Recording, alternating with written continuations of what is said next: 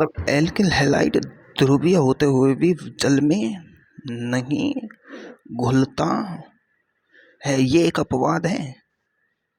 अपवाद, अरे अपवाद है ये। एल्किल हैलाइड जल में नहीं घुलता है। समझ में आई बातें समझ आएंगी।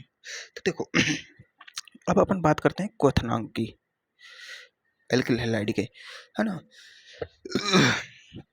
एल्किल हैलाइड के क्वथनांक की, तो जो एल्किल हैलाइड होता है ना, देखो क्वथनांक बॉइलिंग पॉइंट, अगर किसी के अणुओं में आकर्षण ज़्यादा है तो उसके अणु टूटेंगे धीरे, तो वो वाष्प धीरे बनेगी, वो बॉइल लेट होगा। तो सीधी बात है, बॉइलिंग पॉइंट समानुपाती होता है अंतराणविक बल के, इंटर मॉलिक्यूलर फोर्स के समानुपाती होता है ना। और एक होता है बॉइलिंग पॉइंट समानुपाती होता है मॉलिक्यूलर वेट के, यानी अणुभार के। बॉइलिंग पॉइंट व्युत्क्रमानुपाती होता है ब्रांचिंग के। अगर ज़्यादा ब्रांचिंग हुई ना तो अणु हो जाते हैं गोल, है ना, अणु हो जाते हैं गोल। ये वाली बात तुम दिमाग में डाल लेना कि अगर कोई भी अणु है उसकी ब्रांचिंग ज़्यादा हुई, यानी शाखान ज़्यादा हुआ। शाखान मतलब एक तो अणु सीधा और एक अणु यही इतनी, मतलब ये 8 कार्बन का है और ये भी 8 कार्बन का है, लेकिन ये ऐसा है, तो ये अणु हो गया गोल। क्या हो गया? गोल। क्योंकि परमाणु हमेशा गोले के रूप में होते हैं, ऐसे गोले के रूप में। एक तो अणु सीधा लंबा जा रहा है ना। एक अणु ऐसे गोल मटोल हो गया। तो जो जो अणु गोल मटोल हो चुका है ना, गोल मटोल, वो ऐसे, अब ये गोल मटोल अणुओं के, तो इनके अणुओं का मध्य तो ज़्यादा प्रतिकर्षण महसूस करेंगे इलेक्ट्रॉन्स। तो ये क्या होते हैं? दूर दूर होते हैं ये गोले। देखो ये तो अभी ये तो ऐसे व्यवस्थित हो जाएगा, लेकिन इसमें व्यवस्था अच्छी नहीं हो पाती गोलों में। इन गोलों में व्यवस्था अच्छी नहीं हो पाती, तो इसलिए जो शाखान होते हैं ना, शाखा वाले कंपाउंड जिनमें ब्रांचिंग होती है, BRANCHING, ब्रांचिंग होती है, जिनमें भी ब्रांचिंग होती है, उनका बॉइलिंग पॉइंट कम हो जाता है। क्यों? क्योंकि जो जो अणु गोल होते हैं वो जल्दी वाष्पित होते हैं, है ना, जल्दी वाष्पित होते हैं। तो ठीक, इतनी बात समझ आ गई। तो अब देखो, अगर 3 कार्बन का हेलो एल्केन है और 3 कार्बन की हेलो एल्केन, 3 कार्बन की वो है क्या, ये तो देखो 1 कार्बन 2 कार्बन और 3, है ना, 1 कार्बन 2 कार्बन और तीसरा ये, और 1 कार्बन दूसरा और तीसरा ये, है ना। ये 3 कार्बन की क्या है? एल्केन है, एल्केन। और 3 कार्बन की एल्किल हैलाइड है। ये 3 अणुओं की, 1 अणु 2 अणु और 3 अणु, 1 अणु 2 अणु और 3 अणु। अब देखो ये है CH3CH2Cl और ये है CH3CH2CH3। अब देखो सेम है, पर इसकी में क्या है? अट्रैक्शन फोर्स ज़्यादा है ना। इसमें अट्रैक्शन फोर्स ज़्यादा है। क्यों? मैंने तुम्हें बताया कि डाइपोल डाइपोल अट्रैक्शन फोर्स होता है, जो लगभग एच बॉन्डिंग के लगभग बराबर में होता है, एच बॉन्डिंग के लगभग बराबर में होता है। तो इसमें इनके, अब इसके अणु होंगे, पात्र में ये है और एक पात्र में ये है। अब ये तो ये है, ये है, तो इसके अणुओं के मध्य द्विध्रुव आकर्षण बल, इसके अणुओं के मध्य सामान्य आकर्षण बल, सामान्य विसरण बल मतलब ये वांडरवाल बल, दुर्बल वांडरवाल बल। तो इसका आकर्षण कम, इसका आकर्षण ज्यादा, तो इसका बॉइलिंग पॉइंट ज्यादा, इसका बॉइलिंग पॉइंट कम। Simple simple.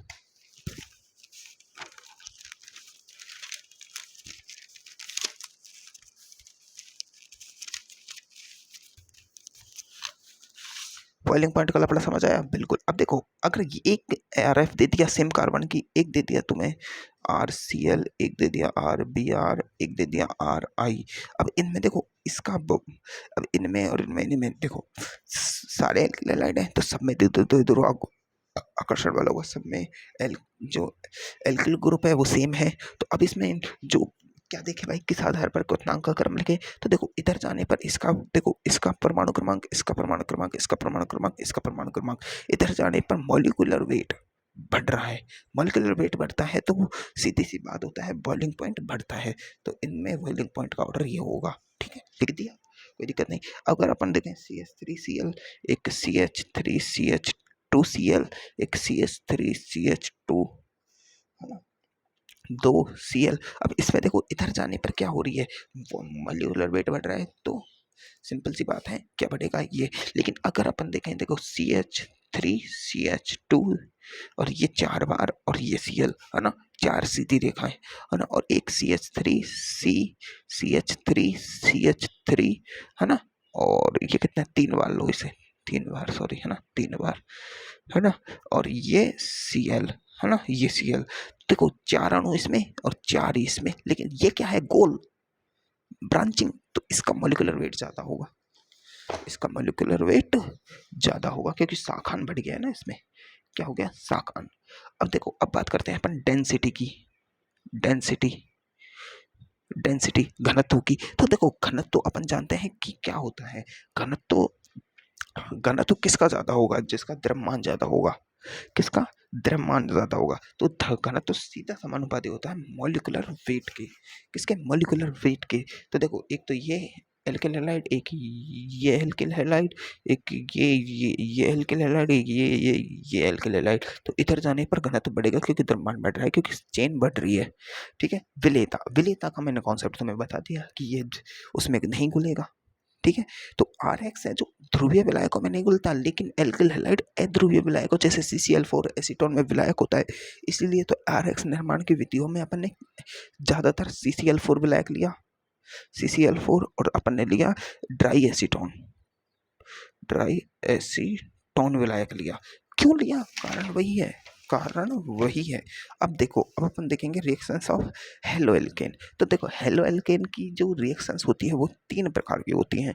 एक होती है नाभिक स्नेही, एक होती है विलोपन, एक होती है धातुओं के साथ अभिक्रिया। नाभिक स्नेही प्रतिस्थापन अभिक्रिया अपन पढ़ चुके हैं, इसकी विलोपन अभिक्रिया अपन पढ़ चुके हैं एल्किल हैलाइड में, है ना, और धातुओं के साथ अभिक्रिया है अपन देखेंगे। तो देखो अभिक्रिया का प्रारूप क्या होगा, प्रारूप की बात छोड़ो, पहले तुम अपना अपन, अब देखो अभिक्रिया का प्रारूप देखो, एक मतलब कोई भी रिएक्शन होती है, यानी एनी रिएक्शन कोई भी रिएक्शन कैसे होती है, तो उस रिएक्शन में क्या होता है, क्रियाधार होता है, यानी क्रियाकारक। ठीक है, उसके साथ कोई क्रियाकारक एक हो सकते हैं, 2 हो सकते हैं, उसके साथ कोई अभिकर्मक होता है जो क्रिया करवाता है भाई, अभिकर्मक यानी रिएक्टेंट होता है, उसमें एक विलायक होता है जिस माध्यम में रिएक्शन हो रही है, विलायक, है ना, उसके बाद उत्पाद बनता है ना, और उसके बाद बनता है सह उत्पाद, यानी ये दोनों साथ बनते हैं, उत्पाद और सह उत्पाद। ये विलायक, विलायक अपन को किस रिएक्शन में क्या लेना है, ये इंपॉर्टेंट पॉइंट होता है, किस रिएक्शन में कौन सा विलायक लेना है, ये एक इंपॉर्टेंट बात होती है, किस रिएक्शन में कौन सा अभिकर्मक लेना है, ये इंपॉर्टेंट बात होती है। अब क्रियाधार तो अपन लेंगे भाई, एल्किल हैलाइड की रिएक्शन कराएंगे तो एल्किल हैलाइड लेंगे, अल्कोहल की रिएक्शन कराएंगे तो अल्कोहल लेंगे, और कार्बोक्सिलिक एसिड की रिएक्शन कराएंगे तो कार्बोक्सिलिक एसिड लेंगे, एमीन की रिएक्शन कराएंगे तो एमीन लेंगे भाई, एल्केन की रिएक्शन कराएंगे तो एल्केन लेंगे। भाई जिसकी रिएक्शन करानी है वही तो क्रियाधार होगा। तो मेन चीज ये विलायक है और ये अभिकर्मक है कि अभिकर्मक कौन सा लेना है भाई, है ना। अब देखो एल्किल हैलाइड की नाभिक स्नेही प्रतिस्थापन अभिक्रिया लेने हैं, तो मतलब एल्किल हैलाइड तो क्रियाधार हो गया, नाभिक स्नेही न्यूक्लियोफाइल इसका क्या होगा, वो अभिकर्मक, और विलायक अपन को पता है क्या लेना है कि एल्किल हैलाइड एक ध्रुवीय कंपाउंडों में विलय होता है, तो यहाँ अपन CCl4 लेंगे या फिर एसीटोन लेंगे, जो भी अपन को लेना है, और प्रोडक्ट बनेगा, प्रोडक्ट क्या बनेगा, ये न्यूक्लियोफाइल इसको विस्थापित कर देगा, सीधी सी बात है RNU बन जाएगा, वो तो अपन को पता भी है क्योंकि नाभिक स्नेही प्रतिस्थापन अभिक्रिया ऐसे ही होती है। पर विलायक, अब किस रिएक्शन में कौन सा विलायक लिया जाए इसका निर्धारण करना अपन अब सीखते हैं। चलो, तो देखो पहली बात सीखते हैं विलायक में। देखो विलायक में तुम्हें मैं पहली बात बताता हूँ, विलायक होते हैं 2 प्रकार के, एक होता है ध्रुवीय विलायक, एक होता है अध्रुवीय विलायक। अब जो दो नॉन पोलर होता है ना, और एक होता है पोलर, है ना। अब देखो नॉन पोलर और पोलर 2 प्रकार के अपने विलायक होते हैं। देखो नॉन पोलर में 2 प्रकार के होते हैं, प्रोटिक PPS और PAS, इनको अपन समझेंगे। लेकिन अध्रुवीय विलायकों में एक तो देखो अपन बहुत चीज जानते हैं। देखो एक तो बेंजीन विलायक के रूप में काम करता है C6H6, एक अपना काम करता है CCl4, है ना। क्या इसे क्या बोलते हैं, कार्बन टेट्राक्लोराइड, CCl4 कार्बन, और 4 क्लोराइड है तो टेट्राक्लोराइड, कार्बन टेट्राक्लोराइड। एक काम करते हैं अपने टोलुइन्स, टोलुइन क्या होती है कि बेंजीन पर बेंजीन पर अपन ने CH3 लगा दिया, इसका सूत्र क्या बनेगा? सूत्र होता है C7H8, है ना, बेंजीन टोलुइन, है ना। एक होती है अपनी n hexane, n hexane, n hexane, n hexane मतलब नॉर्मल हेक्सेन, तो साइक्लोहेक्सेन भी कहते हैं इसे। इसमें ये होता है, इसकी क्या होती है? C6H14 होता है इसमें, ठीक है। और एक अपना ये CCl4 हो गया, एक होता है कार्बन डाइसल्फाइड, एक CH2 होता है, एक CH2, ये भी ब्लैक का काम करता है, नॉन पोलर है ये नॉन पोलर ब्लैक है। अब इसमें से देखो नॉन पोलर ब्लैक हो गए, अब अपन बात करते हैं PPS और PAS, इनकी ये क्या मामला है भाई? तो देखो पोलर सॉल्वेंट दो प्रकार के होते हैं, पोलर सॉल्वेंट, देखो इनमें से कोई भी सॉल्वेंट अपन अपनी इच्छा के अनुसार ले सकते हैं उसमें नॉन पोलर में, ठीक है। और पोलर सॉल्वेंट दो प्रकार के हैं, ध्रुवीय प्रोटिक और ध्रुवीय एप्रोटिक। मतलब ये पोलर सॉल्वेंट हैं जो दो प्रकार के होते हैं, इनमें होता है एक पोलर प्रोटिक सॉल्वेंट सॉल्वेंट और एक होता है अपना polar aprotic, polar aprotic solvent. अब देखो मेरी बात समझो, देखो इसको कहते हैं PPS और इसको कहते हैं PAS। अब मेरी बात समझो, देखो polar protic solvent, polar aprotic solvent. अब देखो पोलर प्रोटिक सॉल्वेंट का मतलब क्या है? प्रोटिक मतलब ये हाइड्रोजन के ऊपर काम करते हैं, सीधी बात है। क्या करते हैं? हाइड्रोजन के ऊपर काम करते हैं। अब देखो ये हाइड्रोजन के ऊपर काम करते हैं ना, तो प्रोटोइक मतलब प्रोटॉन, प्रोटॉन मतलब हाइड्रोजन, यानी H बॉन्डिंग करवाते हैं ये, H बॉन्डिंग करने वाले विलायक। अब मतलब H बॉन्डिंग करने वाले विलायक का मतलब पता है क्या होता है? कि ऐसे विलायक जो H बॉन्डिंग में पार्टिसिपेट करते हैं। अब देखो वाटर होता है, वाटर, ये वाटर H बॉन्डिंग में पार्टिसिपेट करता है ना। तो ये एक पोलर प्रोटिक सॉल्वेंट है, कैसा है? वाटर।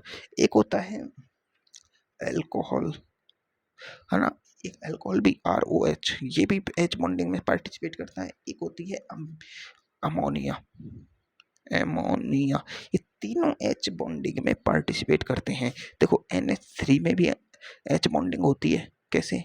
NOH H, अब इसका H इस N के साथ H H H और ये एक N H H H और एक N H H और H, तो इसमें इसमें इसमें ये सब में H बॉन्डिंग है यहाँ पर, क्योंकि N के पास लोन पेयर और इसके पास रिक्त इलेक्ट्रॉन कमी, इसके पास तो ये वाला H बॉन्डिंग है। अब देखो H बॉन्डिंग कहाँ होती है? H बॉन्डिंग होने की कंडीशन क्या होती है? कि FON, फोन के साथ H जुड़ा हो, फोन और H के बीच में होती है फ्लोरीन, ऑक्सीजन, नाइट्रोजन। क्लोरीन के बीच में H बॉन्डिंग नहीं होती, HCl में H बॉन्डिंग नहीं पाई जाती है, फोन में H बॉन्डिंग पाई जाती है ओनली। ये बात तुम्हें याद रखने की बात होनी चाहिए, दिमाग में डाल लो। फोन के साथ H जुड़ा हुआ हो तो H बॉन्डिंग होगी, ठीक है। फोन को H मिलना चाहिए। तो ये होते हैं अपने प्रोटिक, पोलर प्रोटिक सॉल्वेंट। अब ये किस रिएक्शन में विलायक में काम करेंगे? ऐसे जब क्रियाधार है ना, क्रियाधार वो H बॉन्डिंग करता हो तब ये काम देंगे। जब क्रियाधार H बॉन्डिंग करेगा तब ये काम देंगे। समझ में आई बात है? जब क्रियाधार H बॉन्डिंग करेगा तब काम देंगे। Polar aprotic solvent, polar aprotic solvent है जो H बॉन्डिंग में भाग नहीं लेते, पर इनमें ध्रुवता पाई जाती है, जैसे एसीटोन, कैसीटोन, एसीटोन। तो देखो CH3 डबल बॉन्ड O। अब देखो यहाँ पर O तो है, लेकिन O के पास दो बल्कि ग्रुप है, तो ये H को आने नहीं देते हैं पास में, ठीक है। पर इसमें देखो ये नेगेटिव ये पॉजिटिव, तो ये एक ध्रुवीय विलायक तो है, लेकिन H बॉन्डिंग नहीं कर सकता, कारण इसकी त्रिविम बाधा। एक है DMSO, क्या है? DMSO, di methyl sulphoxide, di methyl sulphoxide, sulphoxide, di methyl sulphoxide, मतलब इस कार्बन की जगह वो लगा दो sulphide, CH3 S S CH3। देखो सल्फॉक्साइड, सल्फॉक्साइड, अब इसमें भी ये वो नहीं कर पाएगा H bonding due to bulky groups. ठीक है, एक DMF, डाई मिथाइल, इसका नाम मुझे नहीं पता, ठीक है, DMF का, है ना, सर ने लिखा है, शायद तुम्हें लिख रहा को तो देख लेना। इसकी संरचना ये होती है, इसमें बल्कि ग्रुपों के कारण एच बॉन्डिंग नहीं हो सकते। एक होती है एसीटोनाइट्राइल, एसीटोनाइट्राइल क्या होता है, एसीटोनाइट्राइल क्या होता है, एसीटोनाइट्राइल CH3CN, है ना। एक होता है ईथर, ROR, ईथर, अरे ईथर तो यही होता है ना, ROR, ईथर, ठीक है।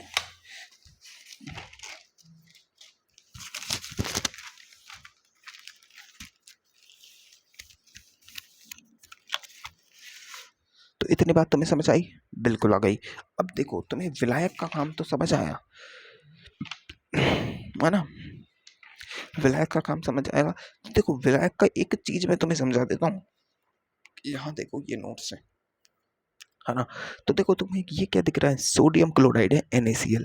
अब मैंने इसमें सोडियम क्लोराइड को एक बार डाला PaS में और एक बार डाला PPS में, मतलब पोलर प्रोटीन जो H बॉन्डिंग करता हो, एक पोलर प्रोटीन जो H बॉन्डिंग नहीं करता हो, ठीक है। तो अब देखो NaCl, सोडियम क्लोराइड अपन को पता है कि NaCl Na प्लस और Cl माइनस में टूटता है, टूटा टूटा। अब देखो Na प्लस पर जो ये Na प्लस पर जल का नेगेटिव चार्ज आ जाएगा और ये इसको घेर लेंगे, ठीक है। Cl नेगेटिव पर H प्लस आ जाएंगे और अरे जल O H इसका ये पार्ट नेगेटिव दिखाता है, ये पार्ट पॉजिटिव दिखाता है, अपन जानते हैं, है ना। तो अब ये पॉजिटिव नेगेटिव पार्ट जाएगा Na प्लस के पास और ये वाले पार्ट जाएंगे Cl नेगेटिव के पास, ऐसे घेर लेंगे इसको। अब घेर लेंगे तो विलायकन हुआ, Na प्लस और Cl का स्थायित्व बढ़ गया, विलायकन से तो अपन जानते हैं स्थायित्व बढ़ जाता है, बढ़ गया, ठीक है। अब देखो ये है, इस पे लगे हुए हैं बल्कि ग्रुप PaS पर पोलर एप्रोटिक। अब ये क्या करेगा, इस O नेगेटिव इस Na प्लस को तो घेर लेगा, लेकिन Cl नेगेटिव को घेरने वाला कोई बचा ही नहीं, कोई बचा ही नहीं भाई। इस कार्बन पर जो पॉजिटिव चार्ज आ रहा है, ये कार्बन इतने बड़े बड़े ग्रुपों से घिरा हुआ है, तो ये क्या Cl के पास आने देगा, इस कार्बन को इनके पास अट्रैक्शन करने देगा, नहीं करने देगा। एसीटोन में बल्कि ग्रुप होने के कारण एसीटोन में पॉजिटिव चार्ज वाला हिस्सा त्रिविम बाधा से घिरा हुआ होता है, त्रिविम बाधा से, इसलिए एसीटोन के Cl नेगेटिव का विलायकन नहीं कर पाता, तो स्थायित्व Cl नेगेटिव का स्थायित्व नहीं होता है, तो NaCl ड्राई एसीटोन में नहीं घुलेगा, बात खत्म, है ना। तो कंक्लूजन सीधी सी बात है कि PPS धनायन व ऋणायन दोनों का विलायकन यानी सॉल्वेशन कर देता है, मतलब PPS है जो धनायन और ऋणायन दोनों का विलायकन कर देता है, जबकि PAS केवल धनायन को विलायकित कर पाता है। इसने सिर्फ Na से Na प्लस को विलायकित किया, क्योंकि कार्बन पर तो क्या आ गया भाई, बड़े बड़े बल्कि ग्रुप लगे हुए थे जो Cl नेगेटिव को के पास जाने नहीं देते थे, कार्बन को, जो जो आंशिक पॉजिटिव कार्बन है उसके पास जाने नहीं देते। अब देखो परंतु त्रिविम बाधा के कारण ऋणायन नहीं कर पाता। अब PAS हमें जरूरी है। अब देखो PAS एक इसके पास खासियत होती है, PAS के पास खासियत होती है कि ऋणायन का विलायकन नहीं करता, ऋणायन फ्री रहता है विलयन में। तो अब क्योंकि जब हमें नाभिक स्नेही रिएक्शन करानी होती है, तब अगर हमने विलायक PPS ले लिया, तो PPS ऋणायन भाग यानी जो Cl नेगेटिव, जो O नेगेटिव, OH नेगेटिव, उनका भी क्या कर देगा, विलायकन कर देगा। अब उनको भी विलायकन कर देगा, मतलब उनको भी घेर लेगा, उसका स्थायित्व बढ़ा देगा, तो वो रिएक्शन में पार्टिसिपेट नहीं कर पाएगा, वो रिएक्शन में पार्टिसिपेट नहीं कर पाएगा और उसकी क्षमता को प्रभावित होगा। इसलिए हम PAS लेंगे, PAS विलायक लेंगे जो थनायन यानी इलेक्ट्रोफाइल को तो विलायकन करे, लेकिन न्यूक्लियोफाइल का विलायकन ना करे। तो अब अपन को देखो हेलो है, देखो ये है हेलो एल्केन, मतलब एल्किल हैलाइड, इसका अपन के न्यूक्लियोफाइल रिएक्शन करानी हो, अगर एल्किल हैलाइड की RX की अपन को NO नेगेटिव वाली रिएक्शन करानी हो, अगर जैसे HCl से रिएक्शन कर रहे हैं, देखो OH से रिएक्शन करा रहे हैं, इसमें ये पॉजिटिव ये नेगेटिव, तो ये टूटेगा, ये नेगेटिव पार्ट। अब ये है न्यूक्लियोफाइल, ये है इलेक्ट्रोफाइल, है ना। तो न्यूक्लियोफाइल, अब देखो इसमें अपन एसीटोन डाल दें तो एसीटोन इस H पॉजिटिव का तो विलायकन कर देगा, क्योंकि CH3 डबल बॉन्ड O, इसमें ये नेगेटिव पार्ट तो बाहर रहता है, लेकिन ये पॉजिटिव पार्ट इन दो बल्कि ग्रुपों से घिरा हुआ होता है, जो इसका विलायकन नहीं करेगा, ये वाला सिर्फ इसका विलायकन कर देगा। तो इसमें OH नेगेटिव फ्री रहेगा, मतलब जो अपना जो न्यूक्लियोफाइल है अपना, वो फ्री है। अब वो फ्री है तो वो रिएक्शन में पार्टिसिपेट करेगा, अच्छे से काम कर पाएगा, और इलेक्ट्रोफाइल मतलब उसको परेशान नहीं करेगा रिएक्शन में पार्टिसिपेट करने से। अब जब इलेक्ट्रोफाइल उसको परेशान नहीं करेगा तो वो अच्छे से रिएक्शन करेगा। तो भाई यार, अपन को आर एक्स की रिएक्शन के लिए आर एक्स की न्यूक्लियोफाइल एडिशन रिएक्शन यानी नाभिक स्नेही प्रतिस्थापन अभिक्रिया के लिए एल्किल हैलाइड की नाभिक स्नेही प्रतिस्थापन अभिक्रिया के लिए अपन को ड्राई एसीटोन जैसे विलायक लेने होंगे, ताकि वो धनायन को काबू कर ले, लेकिन ऋणायन को कुछ ना करें। तो ये एक अच्छा बात है भाई। तो अब देखो नाभिक स्नेही क्या होते हैं। देखो वे इलेक्ट्रॉन धनी प्रजातियां जो किसी अन्य इलेक्ट्रॉन न्यून प्रजाति को इलेक्ट्रॉन युग्म देकर उसके साथ सहसंयोजी बॉन्ड बना ले। देखो न्यूक्लियोफाइल का काम ही ये होता है कि नाभिक श्रेणी होता है, यानी धनात्मक प्रजाति को ये आकर्षण करता है, ये इलेक्ट्रॉन दान करने का काम करता है। मैंने तुम्हें पहले ही बता चुका हूँ, जब मैं हाइड्रोकार्बन तो मैं पढ़ा रहा था तब मैं ये बता चुका हूँ। तो देखो बेस होता है, बेस जैसे बेस क्या हुआ अपना NH3 अमोनिया, उसके पास 2 इलेक्ट्रॉन होते हैं, OH नेगेटिव हाइड, ये भी तो एक बेस है, OH नेगेटिव बेस है। लेकिन ये सब नाभिक स्नेही की तरह कार्य कर सकते हैं, ये सब नाभिक स्नेही की तरह कार्य कर सकते हैं, लेकिन कंडीशन है, अगर OH नेगेटिव अपने इलेक्ट्रॉन हाइड्रोजन को दे रहा है, अमोनिया अपने इलेक्ट्रॉन हाइड्रोजन को दे रहा है, तो वो नाभिक स्नेही की तरह व्यवहार नहीं करेगा, वो बेस की तरह व्यवहार करेगा। यानी कोई भी इलेक्ट्रॉन युग्म प्रजाति जिसके पास एक्स्ट्रा इलेक्ट्रॉन हो, नेगेटिव चार्ज हो, अगर वो अपने नेगेटिव चार्ज या इलेक्ट्रॉन हाइड्रोजन को दे तो वो बेस की तरह व्यवहार करेगा। अगर वो अपने नेगेटिव चार्ज या इलेक्ट्रॉन ना हाइड्रोजन को ना देकर किसी अन्य तत्व को दे, है ना, किसी अन्य कोई को भी दे भाई, हाइड्रोजन को नहीं देना चाहिए, के अलावा किसी को दे तो वो नाभिक स्नेही का व्यवहार करता है। देखो इसको एग्जाम्पल के तरीके से समझो, अगर OH नेगेटिव कार्बन को अपना इलेक्ट्रॉन देता है, तो इस रिएक्शन में जो कार्बन को अपने लोन पेयर दिया है, तो ये एक न्यूक्लियोफाइल है, अगर यही OH नेगेटिव H+ को लेके जाए तो ये एक बेस की भांति व्यवहार करता है। ये बात तुम्हें समझने की है भाई, दिमाग लगाने की अच्छी बात है। तो देखो नाभिक स्नेही के उदाहरण, नाभिक स्नेही 2 ही प्रकार के होते हैं, एक होता है प्रबल नाभिक स्नेही, एक होता है अपना दुर्बल नाभिक स्नेही, जिन पर नेगेटिव चार्ज हो, मतलब नेगेटिव चार्ज का मतलब होता है एक्स्ट्रा इलेक्ट्रॉन, यानी बाहर से आया हुआ। मैंने तुम्हें ये पहले भी समझाया है, अगर किसी के ऊपर नेगेटिव चार्ज है मतलब उसके पास जितने इलेक्ट्रॉन थे उससे एक्स्ट्रा ही है। अगर किसी के पास लोन पेयर है तो मतलब उसके खुद के रिक्त इलेक्ट्रॉन है, खुद के ही अतिरिक्त इलेक्ट्रॉन है। अगर किसी के पास लोन पेयर है तो उसके खुद के अतिरिक्त इलेक्ट्रॉन है, और किसी के पास नेगेटिव चार्ज है मतलब एक्स्ट्रा आए हुए हैं। अब इसमें देखो ऑक्सीजन के पास 2 लोन पेयर तो पहले से ही है, पर एक्स्ट्रा एक और आ गया। नाइट्रोजन के पास 1 लोन पेयर पहले से ही है, एक्स्ट्रा एक और आ गया, है ना। इस नाइट्रोजन के पास 1 है पर एक्स्ट्रा एक और आ गया, इसमें ऑक्सीजन के पास 2 पहले से ही है पर एक्स्ट्रा एक और आ गया। तो मतलब ये जो एक्स्ट्रा है ये तुरंत दान करने की प्रवृत्ति रखता है। अभी देखिए क्या हो, कोई किसी के पास भाई एक तो खुद का है, एक किसी के पास एक्स्ट्रा है। मैंने तुम्हें पहले भी ये बात समझाई थी, एक के पास तो खुद का है, एक के पास एक्स्ट्रा है, तो कौन जल्दी देगा लोन पेयर? भाई जो एक्स्ट्रा वाला है वो कहेगा कि एक्स्ट्रा ही तो है, मैं दे सकता हूँ। भाई खुद का घर से कौन देता है भाई? हाँ ये देने की प्रवृत्ति रखता है क्योंकि इसके पास एक्स्ट्रा है, पर ये धीरे देगा, ये आनाकानी करेगा, ये आनाकानी नहीं करेगा, क्योंकि भाई मेरे पास मेरा है, ये तो एक्स्ट्रा है, मैं दे सकता हूँ, तू लेना चाहे तो ले, तेरे पास की होनी चाहिए लेने की, बात खत्म। अब अब देखो नाइट्रोजन युक्त उदासीन नाभिक स्नेही प्रबल नाभिक स्नेही होते हैं, जैसे NH3 अमोनिया, ये कारण है, इसका कारण है, बाकी नहीं होते, कारण है। कारण क्या है भाई? कारण ये है कि नाइट्रोजन की साइज होती है छोटी और 5 इलेक्ट्रॉन अतिरिक्त बहुत ज्यादा हो जाते हैं इस पे। तो साइज बहुत छोटी, है ना, और फिर इलेक्ट्रॉन डेंसिटी, इलेक्ट्रॉन घनत्व ज़्यादा। कारण है इसका, नाइट्रोजन युक्त जो कंपाउंड होते हैं वो जल्दी इलेक्ट्रॉन देते हैं, है ना। और फिर एल्किल ग्रुप लग रहा है तो ये प्लस आई प्रभाव दिखाता है, यानी इलेक्ट्रॉन देने की प्रवृत्ति रखता है, तो ये और तोड़ेगा भाई, और तोड़ेगा, नाभिक स्नेही की नाभिक स्नेहिता को बढ़ाएगा। अगर इसी की जगह पर अगर कोई जैसे फ्लोरीन लगा होता तो फ्लोरीन, वो क्लोरीन लगा होता तो क्लोरीन इलेक्ट्रॉनों को खींचता। अगर कोई बेंजीन रिंग लगी होती तो वो इलेक्ट्रॉन को अपनी रिंग में पार्टिसिपेट कर लेती, मतलब अनुनाद में भाग लेती थी, तो फिर इलेक्ट्रॉन दान नहीं होती। तो वो अपन अनुनाद प्रभाव और आई प्रभाव में अपन पढ़ चुके हैं कि कब मतलब इलेक्ट्रॉन देती है कोई चीज़, कब इलेक्ट्रॉन खींच लेती है, मतलब जो रिंग होती है वो कब तो इलेक्ट्रॉनों को खींचती है, कब इलेक्ट्रॉन देती है, वो अपन पढ़ चुके हैं भाई। एक होते हैं नॉन नाभिक स्नेही पार्ट। अब देखो, दो तरीके, दो कंडीशन पे ही नाभिक स्नेहिता वो नहीं दिखाएगा, या तो उसके पास कोई बड़े बल की ग्रुप हो जो उसको इलेक्ट्रॉन देने से रोक दे, है ना, जैसे SO4-3, HSO4-, NO3-, CO3-, PO4-, इनके साथ बड़े बल की, इसमें देखो रेजोनेंस हो रहा है ना, है ना, इनमें रेजोनेंस हो रहा है। तो देखो, इलेक्ट्रॉन युग्म रखते हुए भी लोन पेयर बंद बनाने में प्रयुक्त नहीं होते हैं। कारण है नॉन न्यूक्लियोफाइल में नेगेटिव आवेश लोन पेयर अनुनाद में होते हैं, या तो अनुनाद में हो या फिर उसमें बल की ग्रुप हो।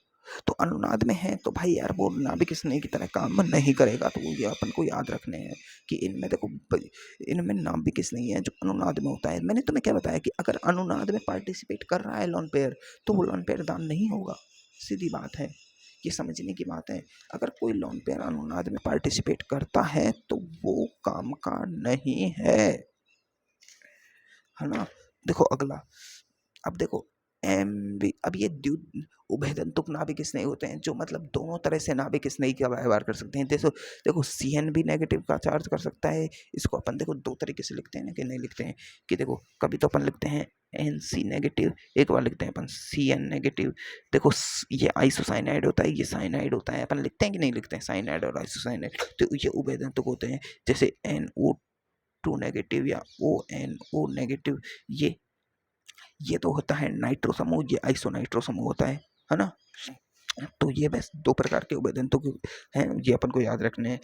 तो नाभिक स्नेहिता क्या होती है भाई, कि इलेक्ट्रॉन देने की प्रवृत्ति, है ना, इलेक्ट्रॉन युग्म दान करने की प्रवृत्ति नाभिक स्नेहिता कहलाती है। तो अब नाभिक स्नेहिता देखो ये निर्भर करेगी EN पर परेड में, साइज पर निर्भर करेगी ग्रुप में, और इलेक्ट्रॉन डेंसिटी पर निर्भर करेगी जब सेम एटम हो।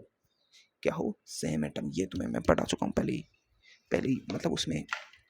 देखो न्यूक्लियोफाइल क्या होती है कि नाइट्रोजन है वो अपने इलेक्ट्रॉन कब दान करे, यानी इलेक्ट्रॉन दे। अब नाइट्रोजन फॉस्फोरस भी अपना इलेक्ट्रॉन दे सकता है, नेपाल पाकिस्तान ऑस्ट्रेलिया ये भी अपना दे सकता है। तो ये क्या है, एक ग्रुप है, क्या है, ग्रुप। अब एक ग्रुप में अपन साइज निर्भर करती है, जैसे नीचे जाने पर क्या हो रही है, साइज बढ़ रही है, क्या बढ़ रही है, साइज बढ़ रही है। अब साइज बढ़ रही है तो ये देखो इसके पास इलेक्ट्रॉन डेंसिटी बहुत अधिक, तो ये इलेक्ट्रॉन देने की क्षमता ज़्यादा रखेगा। अब इसकी साइज बढ़ गई, इसके पास रिक्त भी है तो ये क्षमता और कम, इसकी साइज और ज़्यादा। तो ऊपर से नीचे जाने पर